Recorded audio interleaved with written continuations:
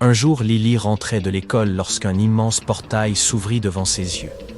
Curieuse, elle décida de franchir le portail qui la conduisit directement au château du Grand Zormir.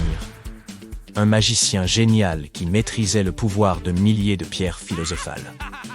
Dès que Lily eut franchi le portail, il le referma et dit à la jeune fille qu'elle avait été choisie pour participer à une grande aventure, et qu'elle ne pourrait quitter le château que si elle acceptait le défi. Elle devait répondre correctement à toutes ces questions, et alors seulement, il la laisserait partir. Pour la première énigme, il lui montra cette image et lui demanda de trouver le mot caché dans cette illusion d'optique. Pouvez-vous l'aider ?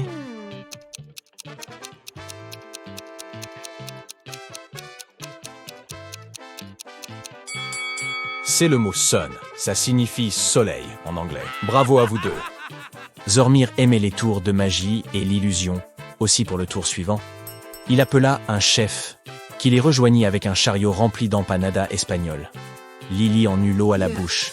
Zormir expliqua à Lily qu'elle devait manger tous les empanadas, sauf une, et qu'elle devait faire un choix judicieux, car cette empanada spéciale était empoisonnée. Regardez l'image. Pouvez-vous aider Lily à choisir celle qu'elle ne doit surtout pas manger ?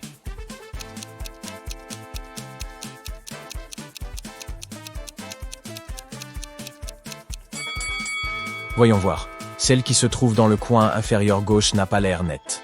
On voit une espèce de liquide vert couler sur le côté. Ça ressemble fortement à un poison très nocif, vous ne croyez pas ? Ouf, Lily s'en est bien tirée. Après cela, Zormir montre à Lily un étrange tableau. Il avait changé l'image du tableau pour créer l'une de ses illusions d'optique. Êtes-vous capable de déchiffrer le mot caché ici ?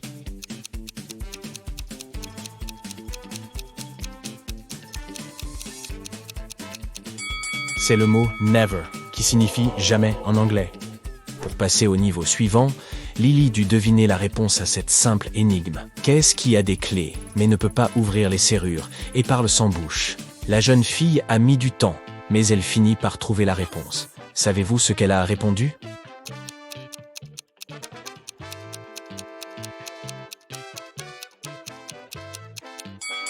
C'est un piano. Lily fut emmenée dans une pièce vide du château, où il n'y avait rien d'autre que 4 portes. Le grand Zormir dit à Lily qu'elle devait trouver une machine à remonter le temps derrière l'une de ces portes. Il lui laissa l'indice suivant. Ne te fie qu'à une seule des inscriptions et elle te mènera au trésor. Sur chaque porte, il y avait une inscription. Le panneau sur la porte A indiquait « c'est derrière B ou C ». Le panneau de la porte B indiquait « c'est derrière A ou D ». La porte C indiquait « elle est ici ». Et la porte D affirmait « elle n'est pas là ».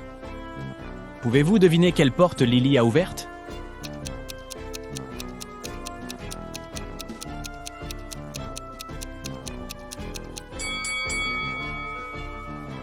Voyons comment ça fonctionne. Si la machine à voyager dans le temps se trouvait derrière la porte A, alors B et D seraient tous deux corrects. Mais si elle était derrière la porte B, alors A et D seraient tous les deux corrects. Si la machine se trouvait derrière la porte C, alors A, C et D seraient tous les 3 corrects. Mais si la machine à voyager dans le temps se trouvait derrière la porte D, alors les affirmations sur toutes les autres portes seraient fausses, sauf celle de la porte B. Si on suit les instructions, c'était donc la porte D. Lily ouvrit la porte et trouva la machine à voyager dans le temps. À côté, il y avait une serrure numérique ultra moderne, qui demandait un code d'accès. Ce n'est pas tout. En plus des chiffres, il y avait également des émojis. Lily n'avait aucune idée de la combinaison à utiliser, mais elle vit que Zormir lui avait laissé un indice sur un papier. 2 plus 2 équivaut à ? 3 plus 3 équivaut à ? 7 plus 7 équivaut à ? Pouvez-vous aider Lily ?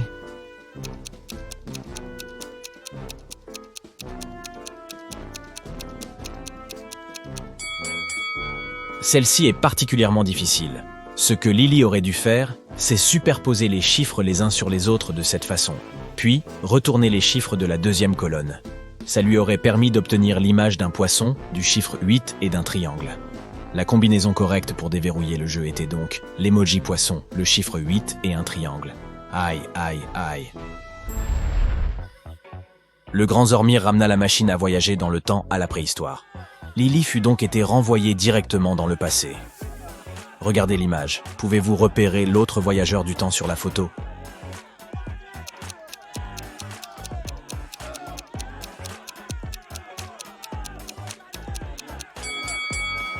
Ah, c'est celui-là.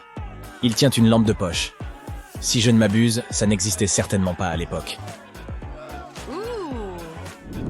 Lily alla parler à l'autre voyageur pour voir s'il savait comment elle pouvait revenir à sa propre époque.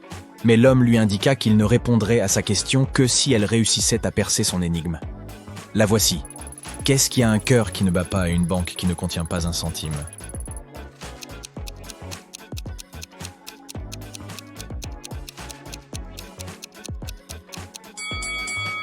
La question la déboussola sur le moment, mais elle finit par trouver un jeu de cartes. Impressionné, l'homme expliqua à Lily que pour retourner dans son époque, elle devait passer avec succès une autre illusion de Zormir. Pouvez-vous deviner quel mot est caché ici?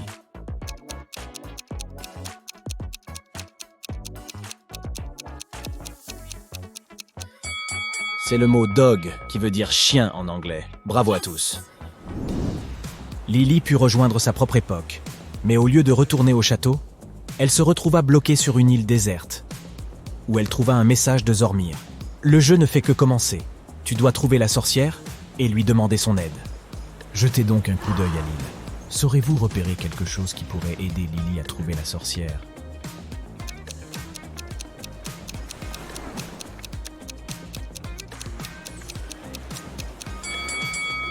Ah oui, bien joué. Il y a 4 morceaux de papier déchirés qui ensemble forment une carte. C'est la carte qui mène à la demeure de la sorcière. En traversant la forêt pour se rendre à la maison de la sorcière, Lily tomba nez à nez avec un ours et dut prendre rapidement une décision. Elle pouvait soit fuir l'ours aussi vite que ses jambes lui permettaient, soit lever les mains et marcher calmement en arrière jusqu'à ce que l'ours soit hors de vue. Quelle était la meilleure chose à faire pour Lily?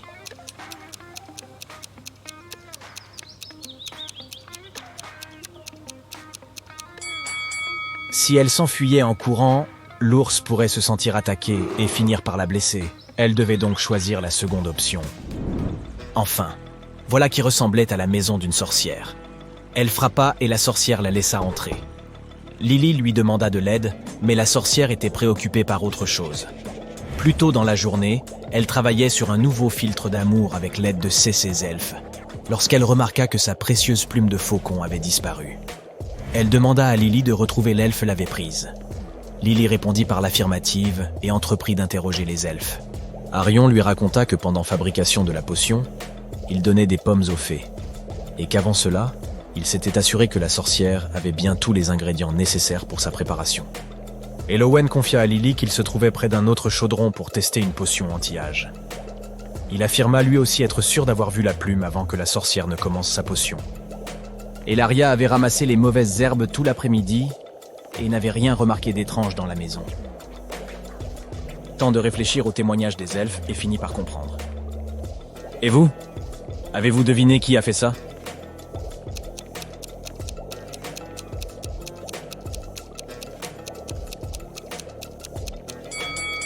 Ce n'était pas l'un des elfes. Lily remarqua que la plume était allée se glisser dans une fissure du sol. La sorcière avait dû la laisser tomber par inadvertance et ne l'avait pas remarqué.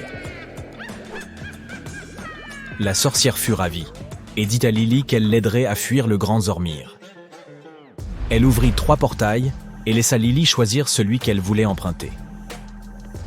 Le premier portail conduirait Lily à New York. Le deuxième portail l'amènerait directement à son école. Enfin, le dernier portail l'amènerait à une magnifique île des Bahamas. Regardez l'image. Quel portail devait-elle choisir?